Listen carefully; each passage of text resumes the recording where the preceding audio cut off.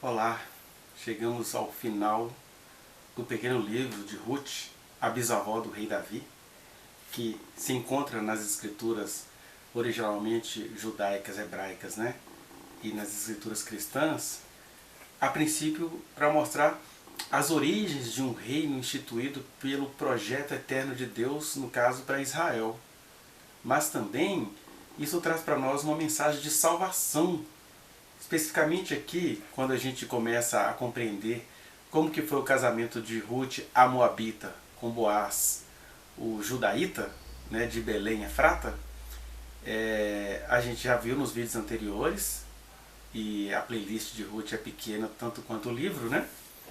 A gente viu nos vídeos anteriores que ela precisava ser resgatada e que o Boaz era o segundo resgatador da família, o resgatador no sentido do levirato, né? Ele era, sei lá, cunhado, irmão, um parente mais chegado que pudesse resgatar a viúva, porque naquela condição,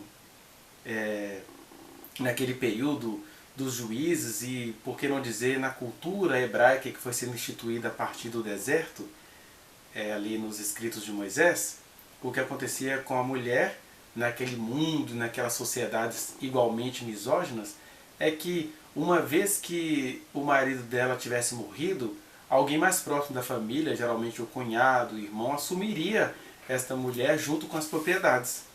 Então o Boaz faz um desafio, né? Chama o resgatador, que eles não citam o nome dele, e fala, olha, tem aí a herança do ex-marido de Ruth, né? O que faleceu, do qual Ruth é viúva, e você vai precisar resgatar determinado território. E aí o cara fala assim, não, vou pegar esse território para mim, essa herança familiar. Aí ele fala, só tem um detalhe, Ruth está no meio dessa herança, porque as mulheres eram vistas como coisas, né? Não se assuste com isso, era assim que as coisas aconteciam. Deus nos fez seres humanos, ele não veria que mudar as estruturas sociais somos nós quem construímos, somos nós quem instituímos. Isso não é coisa de marxismo, de comunismo, como os crentes que não entendem nada da ciência ficam falando mal. Não, os sociólogos, Marx, Durkheim, Weber, né, eles simplesmente constataram como que a sociedade se fabrica, como que os seres humanos se instituem.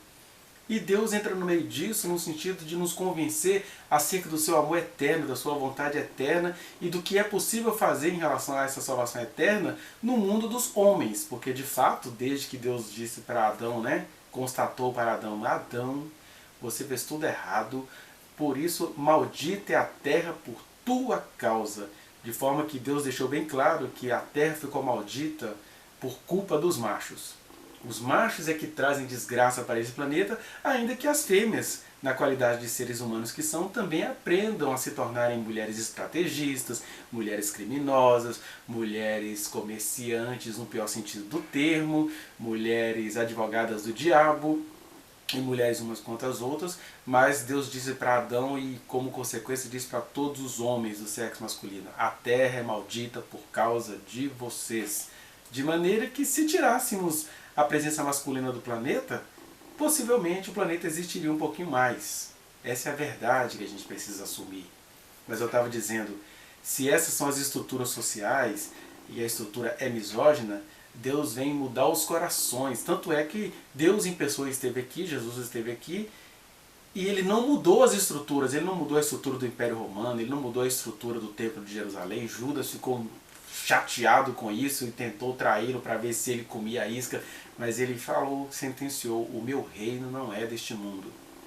Agora, ele é o Cordeiro de Deus que tira o pecado do mundo, ele se ofereceu. Então todo homem, toda mulher que compreender que o Cordeiro foi oferecido no nosso lugar para nos redimir dos nossos pecados, pode ter essa transformação de dentro para fora, pode começar a clamar a Ele e dizer, Senhor, eu estou numa condição social em relação à qual eu não tenho nenhum poder, mas o Senhor tem poder na minha vida para que eu possa sobreviver a essa condição social ou para que eu possa mudar a minha história ou mudar a minha condição social, embora os sistemas continuem os mesmos, porque foi isso que Jesus fez e foi. Ele fez milagres extraordinários sem mudar as estruturas sociais, mas ele mudou corações, inclusive mudou o meu e o seu, não é verdade? Eu estou dizendo isso porque Ruth estava nessa condição, mas nesta condição nós já vimos nos vídeos anteriores, ela ousou, ela quis se casar com Boaz, e os dois estavam ali se casando, e aí em meio às institucionalidades, o Senhor foi acudindo a vida daquele casal, porque você tem um homem temente a Deus chamado Boaz, uma mulher temente a Deus chamada Ruth, a Moabita, e o Senhor entrou no meio dessa estrutura social, transformando o coração de ambos. E é interessante que o escritor, quando vai fazer as memorizações ou as rememorações dessa história, ele vai lá atrás para dizer para mim e para você que esse é o nosso Senhor. Ele é assaz benigno, tardio em irar-se. E olha lá que quando ele se ira, a gente nem pode falar que ele se irou. A ira dele é quando ele fala assim, sejam vocês. Aí a gente vai vendo a terra pegando fogo, terra de Ricardo Salles, terra de Jair Bolsonaro, terra de ministra Damares Alves, a omissa, terra de crentes que votaram nesse presidente e agora querem que Deus seja o patrono disso. Deus no máximo permite, mas ele ainda continua aguardando que eu e você contemos com ele, não para transformar as estruturas sociais do Brasil, mas para transformar os nossos corações. E aí, esse Deus que é maravilhoso, assaz benigno, tardio em irar-se, cheio de misericórdia, ele é sobretudo maravilhoso por operar em meio aos absurdos. Porque olha o que diz o nosso último texto do livro de Ruth, da nossa playlist. Diz assim, Ruth 4, versículo 11, quando toda a tramitação é feita e Boaz finalmente se casa com Ruth, e aí dizem para ele, seja a tua casa como a casa de Perez, que Tamar teve de Judá, pela prole que o Senhor te der desta jovem. Então você tem aí uma rememoração tribal, porque Judá, né, é o primeiro, o patriarca da tribo de Judá, filho de Jacó, né? E aí o Judá teve uma história, tem até um outro vídeo gravado sobre isso, vou deixar aí nas descrições para você o acessar, que uma outra mulher numa condição igualmente esdrúxula como a de Ruth, ela, da forma que ela pôde, conseguiu alcançar a misericórdia do Senhor, que é a jovem Tamar. A Tamar não era dada para os demais filhos de Judá para cumprir o levirato, até que um dia, no desespero dela, ela se disfarça de prostituta e fala, olha, nessa sociedade eu não quero terminar meus dias me prostituindo ou fazendo outras coisas. Então, às vezes, para você não terminar seus dias se prostituindo, você vai ter que bancar a prostituta. Por quê?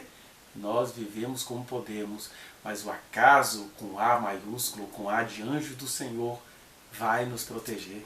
E aí Tamar foi, abraçando os acasos, e ela se disfarça de prostituta, tem relações com o seu sogro, era o que ela podia fazer naquele desespero que não dava nenhuma outra alternativa à mulher. Então, se é para ser quenga, é melhor eu ser uma quenga temporária com o meu sogro, porque o que eu estou querendo aqui é o meu amparo que me é possível nesta geração. Quem pode criticar o desespero de Tamar?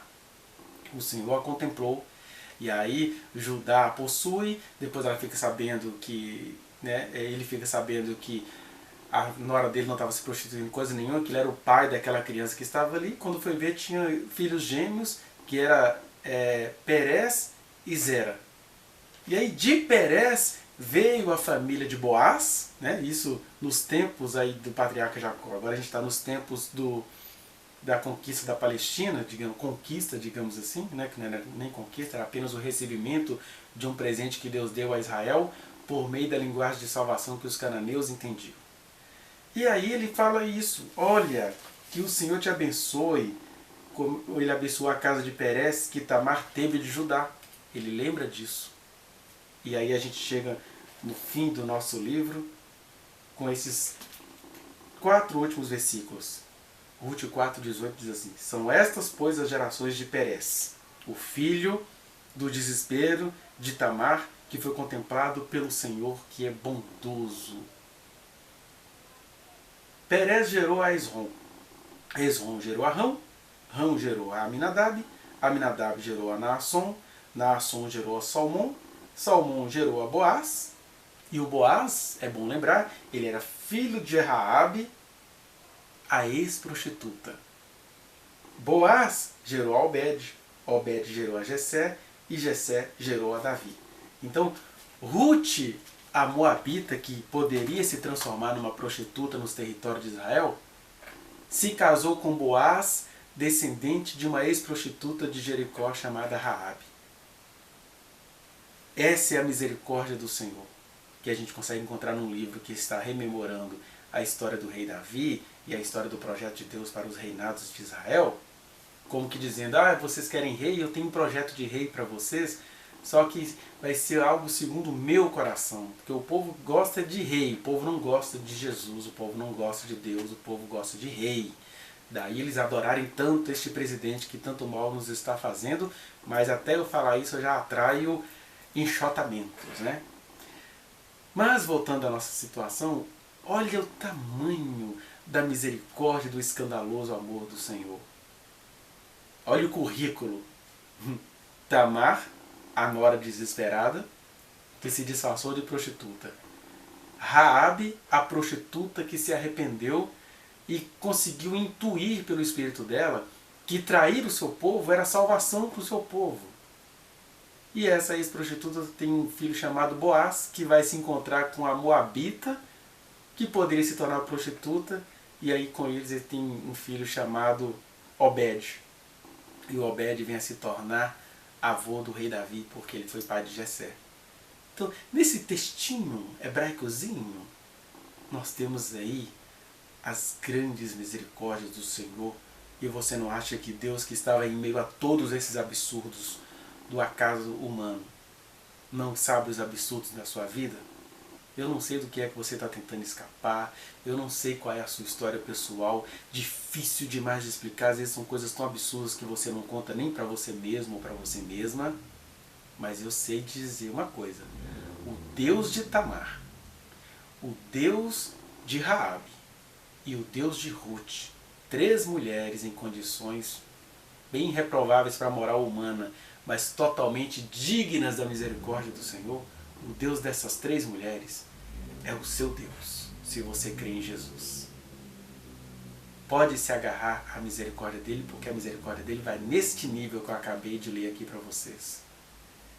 Ele sabe a nossa estrutura, ele conhece a nossa estrutura, sabe que somos pó, e ele é especialista em lidar com gente desesperada. Então, clame a ele.